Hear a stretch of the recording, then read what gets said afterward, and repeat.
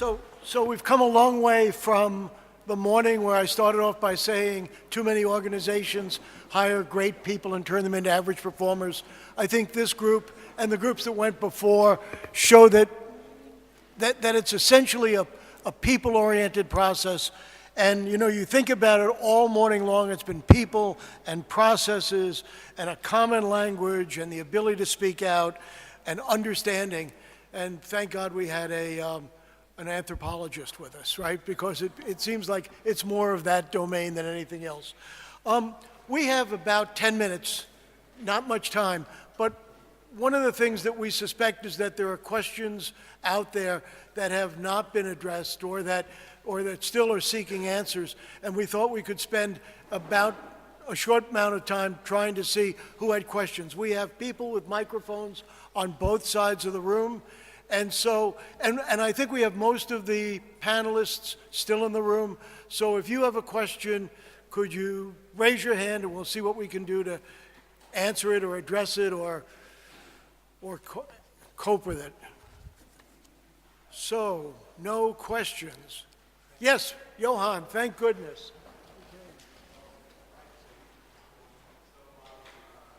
From Halt, I'll ask this question. I guess, Bill, was this to the panel or was it for you? Anyway, so the idea is like I'm working with a lot of young aspiring leaders. They all want to become CEOs, as you know, in business school graduates.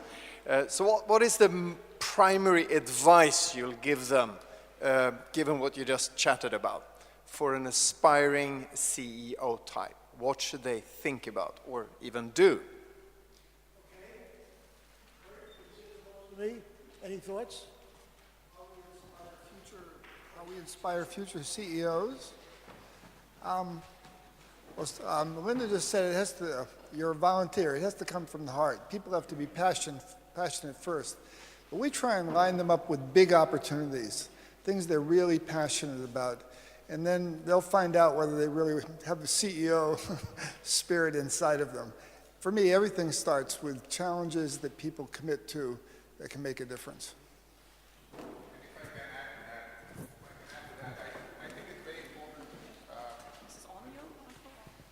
It's very important from my experience to tell people that if others have to inspire you, you don't belong in the CEO category. So you have to figure out a way of inspiring yourself. If you get inspired by a problem, if you get inspired by a challenge, if you get inspired by innovation or by an idea, that is what you need to learn. Inspire yourself. Can I engage you preparing next generation of leaders? Every CEO was once a child. And most of these innovative leaders that I've had the chance to interview, and I suspect it's the same for Linda and others in this room, they often had adults in their lives who cared deeply about them as children, taking on projects, caring about problems, creatively, curiously, questioningly doing something about it.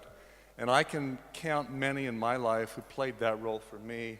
And we in this room can make that same kind of difference, whether they're 4-year-olds or 43-year-olds, that kind of difference in creating a space for them to become better at asking questions and to become better at evoking that sort of safe space for others to do the same.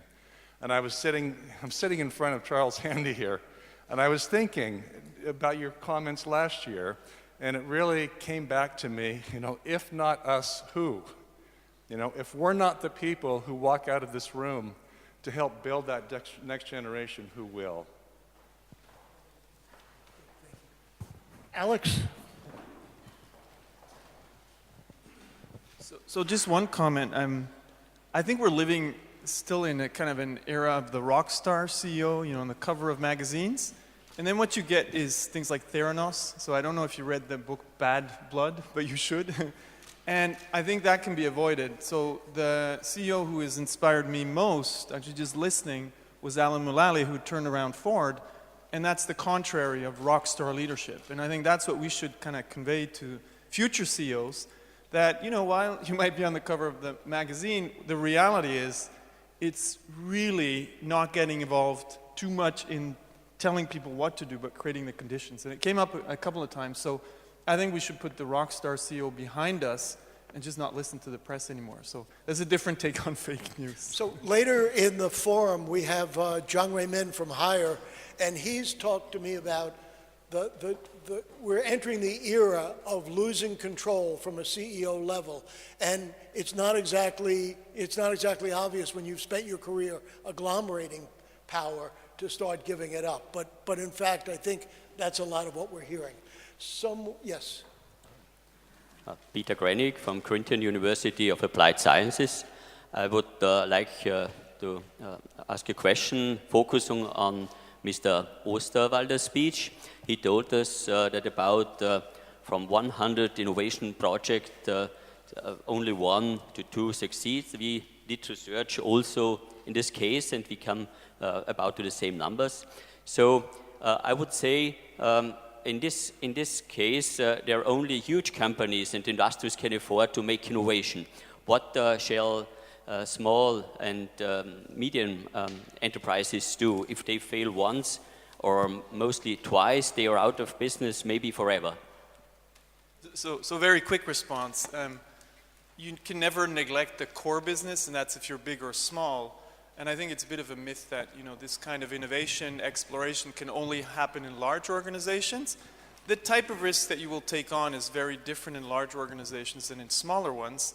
But I think, you know, if you just look at the startup ecosystem, the kind of lifespan from idea to business and then being disrupted is getting shorter and shorter.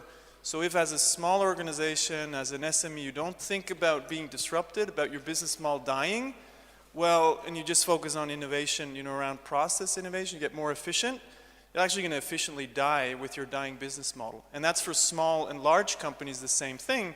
Large companies just happen to have a larger portfolio of business models. So I think it's exactly the same thing for small companies and large companies.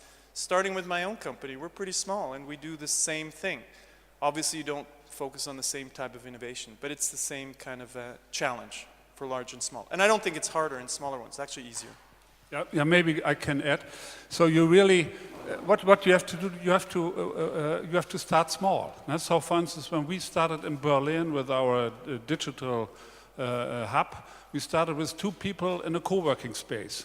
The table, we rented a table for 1,000 euros per month, and I took 2 people from our core organization to Berlin, and that's where we started. So we always had this big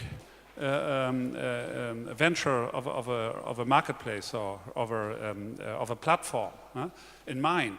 But with everything what we did, and this is what we learned, by the way, from the startup community in Berlin or Silicon Valley or whatever we did, we always started very tiny, very small, with a small idea, and then we did a first prototype, then we did a first MVP, developed a first MVP, and then this build, measure, learn cycle started, and when it didn't work, we pivoted or we canceled the project relatively early. So we didn't spend, we also failed a couple of times, but we don't lost that much money when we failed. Okay, thank you. Yes, back there. So sorry, one more question from my side. My name is Heimer Hammer, Kraftwerk. We will all mention all the time Mr. Jeff Bezos, you know. He founded Amazon now 24 years ago with the age of 30. He was an investment banker at this time, so he left his investment bank to go for his dreams, 30 years old. And some days ago, there was a really remarkable sentence from his side. He said, I predict one day Amazon will fail, Amazon will go bankrupt. Because his idea is and was that companies have a lifetime. So I would like to ask the speakers of today, what do you think about this sentence, that all the companies have a lifetime, and what's about the lifetime of your companies? Hal. You know, Amazon is like any other big company. It has its innovative side and it has its challenges. This is the constant tension. How do you stay at day one in his terms? If you look up relentless.com, does anyone know where it goes? It goes to Amazon.com. Because Jeff defines himself from a child forward as a relentless problem solver. And I think if Jeff were standing here, having talked to him a few times, if he were standing here, we'd probably say The moment we stop solving problems at Amazon and start paying too much attention to politics, it's day two. We're done. And so that's the real issue. You know, I think from his perspective is basically, do we care deeply about really solving problems here? Do we have enough candor in the system that people will ask the tough questions? Do we have the courage in the people to actually do something about it and not be destroyed in the process? I would like to answer to your question about life cycle. Maybe every company has a life cycle, and we've seen the example of GE, for example, has suddenly dropped out of Dow Jones. There is one thing for sure, and I don't know ours, by the way. The only thing what I can tell you is that the more you do the right innovations and do good innovations, this will extend your life cycle for sure. Because if you stop renewing either business model, etc., you're going to be disrupted because there's so many new entrants on the market or different configurations that you will be exposed to. And I think what we also need to avoid is, and I take the example of a technology partner from the United States, Silicon Valley, that we are working with. There's a big trend in our industry which is called software-defined networking, and they were really quite innovative on this. And they had a big backdrop. Why? Because they, I quote the CEO, he said, "We have done too much agile. We lost the foundation. And we have not been reliable enough with our key partners that we want to deliver our product to." So avoid also to do innovation in a fashion mode, in the sense, well, let's do it agile and this will solve the problem. That's not it, yeah? So I have 9 seconds to go and 2 people who want to speak, and what I'm going to do is okay. So I just wanted to echo some of the questions in the Slido about the board of directors. So what kinds of skill sets and mindsets do we need to change in our boards to allow for these things to actually happen as operators, right? Because the governance piece is quite important as well. Okay. All right. On the basis of that, let's stop. Maybe that's something to discuss at lunch. We're going to break for lunch now. You notice up on the screen there are afternoon roundtables and workshops, but they are limited to the people who signed up because they're constrained in terms of space. So if you haven't signed up, that's not important to you. But if you have signed up, that will tell you where you need to go to.